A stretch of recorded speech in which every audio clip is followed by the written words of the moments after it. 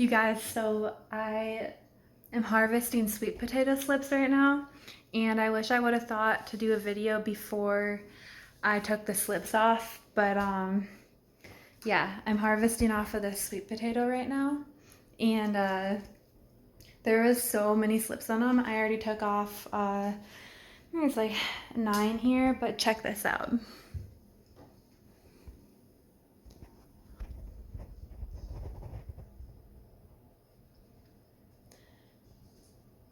Isn't that awesome? I got like 5 with lots of good roots on them.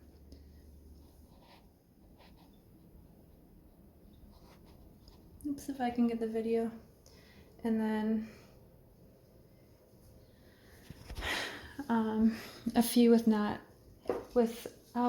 roots, but you can still plant them right into the ground. You can see on the end there where roots will start to grow out of the bottom. And yeah, my sweet potatoes have been in water for about 2 months now, and a few are doing really well. A few aren't doing so hot. It's kind of like a hit and miss with sweet potatoes when you try to grow slips, but the purple sweet potatoes grew really well. Here, I'll show you.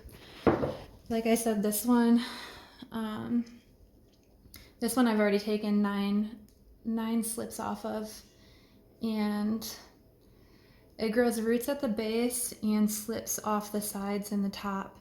And some of the slips will have roots, like that little guy right there. That one isn't big enough to come off yet, but and some won't have roots, which you can take those off and put them in water to let them root, but you don't need to. As long as the soil is warm enough, you can plant them directly into the ground. But yeah, once they're like 3 inches long, you can take them off and plant them or root them. And yeah, anyways, that was the best. That one grew the most slips so far. But yeah, so both of the purple sweet potatoes grew really well.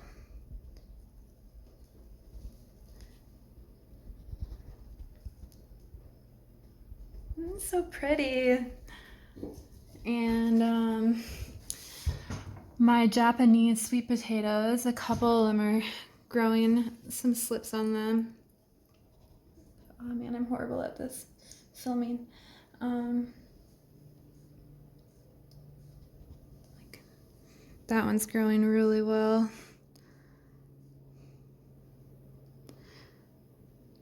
But yeah, the Japanese sweet potatoes, the slips are growing different with them. They're like branching out instead of growing like individual slips. So that's really interesting how that's different. And then this one, oh shoot. This has one little baby on it. And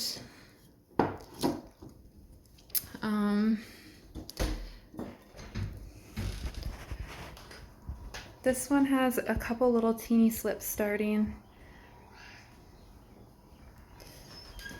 but yeah, the orange sweet potatoes definitely didn't do too hot. And these I got all of them out of the dumpster except for a couple of the Japanese, because Japanese are the shit and I really wanted some of those. But yeah, so I'm harvesting the slips today, and tomorrow I'm gonna plant them, so I'm really stoked about that. And I just want to show it to you guys because it's really fucking cool. Hey, it's been a couple days since I recorded that video of me harvesting the sweet potato slips, and I meant to plant them right away, but didn't. So I just want to show you guys what it looked like just a couple days of roots growing from the sweet potato slips. So here they are.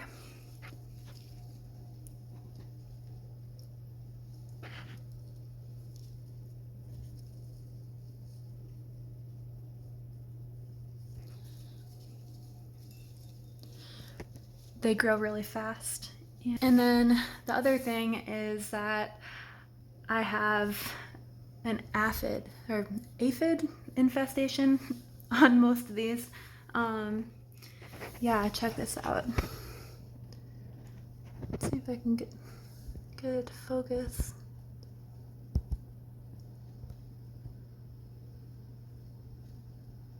Yeah.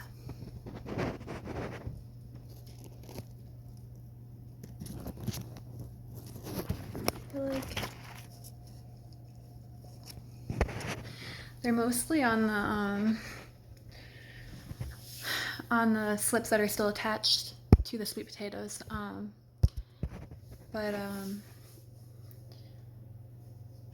Yeah, they just showed up like a couple days ago too, like right after I harvested the slips, so that's interesting. But yeah, it's weird though because none of my like vegetables in my garden got aphids, but my sweet potatoes did, which were inside. But yeah, they're like really cool. Like they're so small, but I mean, I hate to kill them, but I did notice some of the leaves turning yellow already. So I don't know if they kill them, but I know they definitely like weaken the plant, and I don't think they grow as well if aphids are on them.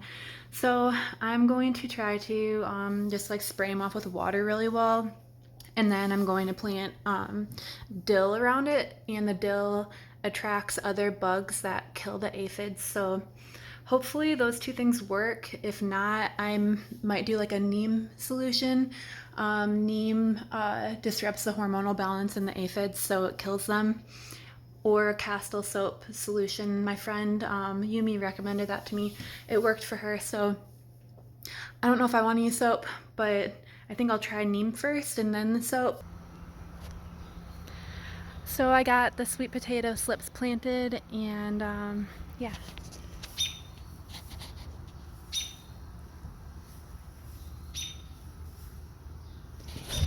But check out how beautiful these little dudes are.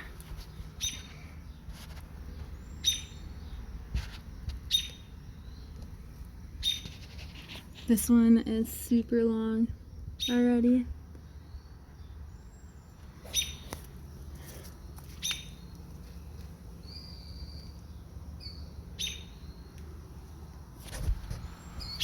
Yeah, so yay. But yeah, I decided to plant them in containers first of all because they are really susceptible to burrowing creatures, so having them in containers helps protect them against that. And I drilled holes into the bottom of all of them, and then put a layer of sand so it helps with drainage. And then most people will get like pre-mixed soils and like peat moss and other things from the store and use that for sweet potatoes, but that kind of defeats the purpose for why I want to do it. I want to be self-sustaining, so I just used local dirt and sand and decaying leaves, and yeah, so the sand helps with keeping the soil loose so the sweet potatoes can grow, and helps with aeration. And the leaves, as they break down, hopefully will release nutrients into the soil. So hopefully next time I'll have my own compost made. But yeah, and then I put mulch on top of it, and the mulch helps retain moisture. It keeps weeds from growing in there, and it also, like, as it breaks down, it releases nutrients to the soil. I was gonna plant dill to attract bugs that would eat the aphids, but apparently there's a dill shortage around here, so that's not gonna happen. But I sprayed them off a couple days ago with water, and I haven't seen them come back yet, so that's awesome. And I talked to a lady from the garden center, and she said that when they have aphid infestations, they will bring their plants outside because aphids actually thrive indoors because they're protected from the elements. So that's really dope. Hopefully I won't have to worry about them then. But yeah, I grew them kind of thick because I had read that sometimes they die, sometimes the slips will die on transplant, so I grew extra, and if they all live, I'll just thin them out because you don't want to grow too many in the containers because they will become root bound, and the sweet potatoes will grow like super small. So you're supposed to space them out about a foot apart. And yeah, I'm probably gonna build a little trellis in there, like a teepee trellis from some pine branches that we have here, and just tie the vines up as it grows up so it doesn't like bush out all over the place. Yeah, so, but side note, I planted these, like, I planted these really late. They need like 100 to 120 to 150 days before they have like produced sweet potatoes, and there's like probably about 90 days before our first frost. But hopefully I'll be able to cover them with like material that will protect them from the frost and let them grow for longer. But either way, it was fun growing them, and it's like really just a learning experience, you know. But yeah, if you ever want to grow sweet potatoes, you should, because it's fun, and sweet potatoes are super nutrient dense and like a really, really great survival crop. So yeah, I hope you all have a beautiful day and are having a great summer so far.